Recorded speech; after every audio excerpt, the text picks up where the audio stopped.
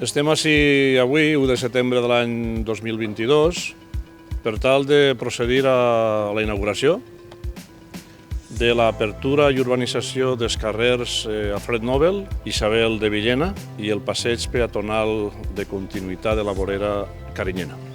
Un projecte de repartició previ que dona una propietat municipal, una parcel·la municipal que guanyarà la ciutat, i després un projecte d'urbanització habitual, és a dir, llum, clavegueram, encintat de voreres, cablejat per a noves tecnologies. I després hi ha resultes d'un conveni de lloguer en la família Arenós, en els llocs que aniran les futures promocions immobiliàries, un pàrquing per a la ciutat, 103 places de cotxes, 10 per a cotxes en persones en mobilitat reduïda i 12 per a motos.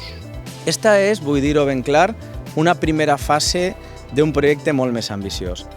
Estem treballant ja i he donat ordres als tècnics i a l'assessoria d'alcaldia per a que tinga contactes amb els propietaris dels terrenys contigus a estos carrers per a poder obrir cap al Lloron.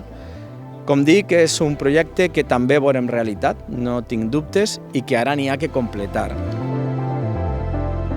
Bé, què guanyem en això? Guanyem qualitat de vida, llevem més soroll, llevem pols. En segon lloc, guanyem dins del Pla de Mobilitat Urbana de Vila-real un aparcament dissuasori molt potent. En tercer lloc, guanyem mobilitat. L'accés, evidentment, als carrers contigus i ja treballant en la segona fase, com he dit, ens garantirà una millor mobilitat. I guanyem també, i jo això vull destacar-ho especialment, i me preocupa i m'ocupa molt, no?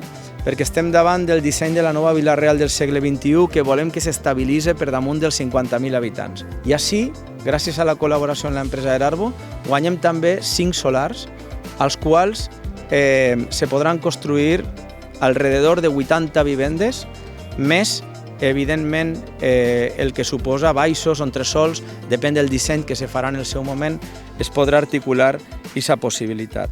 Per últim, m'agradaria agrair a la casa, com ha fet el regidor, als nostres tècnics, a l'empresa Erarbo, com ja ha dit el regidor, a l'empresa constructora Pavasal. Jo, sobretot, vull un dia com avui agrair la paciència que els veïns també han tingut durant anys i anys, entenent, i sempre molt sensatos i molt dialogants, que les coses costen, que veure una cosa com aquestes avui pareix que siga a obrir i ja està, les cintes que tenim, però darrere n'hi ha moltíssima faena, moltíssim de treball.